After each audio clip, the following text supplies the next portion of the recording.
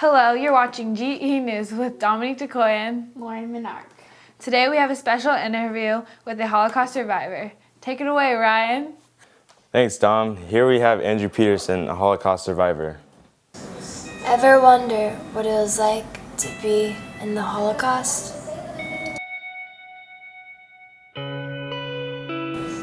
This is the survivor's story. How did you deal with all the death around you?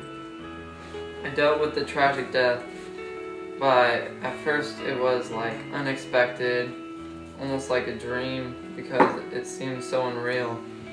And after I started riding in the carts, I started accepting it because there was so much death all around me. The harsh winters were the worst part, that's where I saw most of the people dying. The Holocaust was responsible for mass murders, executions with fire, poison, torture, and starvation. Over 11 million people were killed during this time. Some people dug their own graves and were shot down in them. People were told they were going to take showers, but instead, they were sent to gas chambers to be poisoned. At one point, 6,000 people were killed every day by the gas chambers just at Auschwitz. Those people were murdered and sometimes even made for soap and other appliances for the German people. Women, children, men, and elderly were all victims to the brutality that the Holocaust had brought. What was it like to live in the barracks? Life in the barracks was very rough. It was super crowded, stuffed almost to the roof with people. There were 2, maybe 3 people per cot. 3 cots were stacked upon each other. The cots were super flat and hard like a board.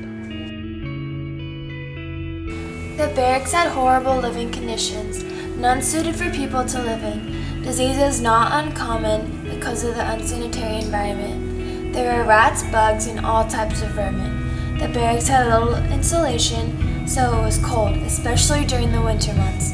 The barracks were either made of wood or they were made of brick. The wooden barracks were designed to hold 52 horses, but then the stables were made into wooden beds and they put 700 people in the barracks. What were the different camps you went to? I first started at Buchenwald and then I worked my way through all the way to Auschwitz. Were some camps harsher than others?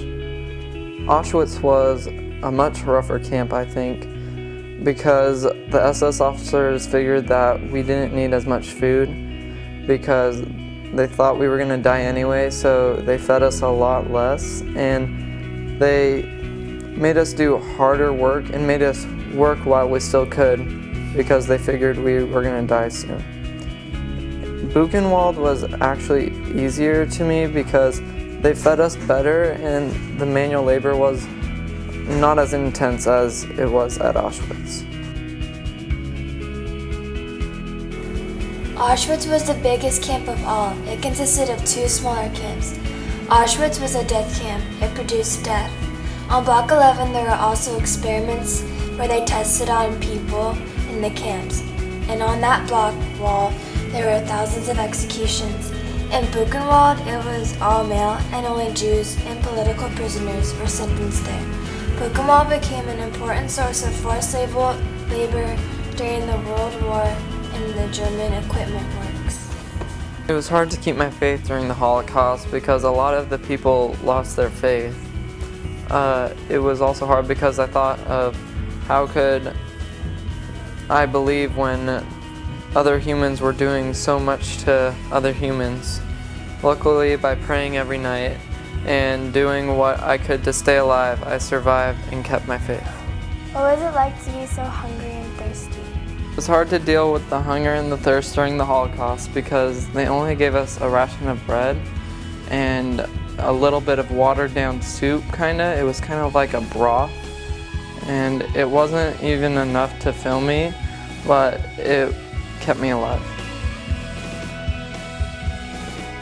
Most survivors have said that the reason they were able to keep themselves alive were their connections.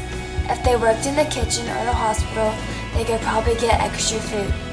Starvation could also lead to disease, and ultimately, those who did not get enough food died. Starvation was one of the main reasons, other than executions, why people died. What were the carts like when you were transported? The carts were very crammed and had no seats, and we were basically stacked on top of each other, and we would be in them for like 2 weeks. There were no bathrooms, and we had no food and no water.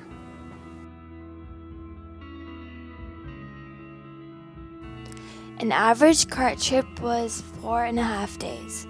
That meant 4.5 days with nothing to drink and 4.5 days with nothing to eat. At times, over 100 people would go into the carts, but only about a dozen, half dozen, maybe a couple would come out alive. The carts could be very hot during the summer. It was like an incubator when the sun was hot. In the winter it was cold. The wind would breeze through the little crack. People would get squished also and would all stack onto each other since there were no seats. Were you expecting to go through that much tragedy and hardship when you first arrived at the work camps? No, I was expecting more of like a prison or an isolated city like the ghettos were, but instead they just tried to exterminate us. When people first arrived at the camps, they were told to leave all their belongings on the trains and that their stuff would be returned to them later on. All at once, families began to separate. The strong, the healthy, and the young went to the right side, but the small, the elderly, weak, and sick would go to the left. Those fortunate to go on the right side lived, but those on the left side were immediately put to death in the gas chambers. Those who were not killed had to go through and separate their belongings into piles, and those piles were later sent to Germany. And from that day on, the nightmare for those who lived had begun. How did you feel when you were rescued by the Americans? I felt a big sense of relief and joy when the tanks finally came and smashed the walls down. I was shocked at first and thought it was like a dream, so then I pinched myself just like this, but thankfully it wasn't a dream. American tanks would take over the camps and rescue those who were alive. The Nazis would usually try to destroy anything that made them look guilty. So, they would bomb their gas chambers and the crematories. The Nazis usually would evacuate all the Jews or kill them, but some hid and waited for their rescuers. The people rescued got immediate medical attention and got the food and the water that they deserved for so long. Okay, well, thank you, Andrew, for sharing your story. Now back to you, Dom. Thank you, Andrew, for that touching interview. Until next time, this is GE News.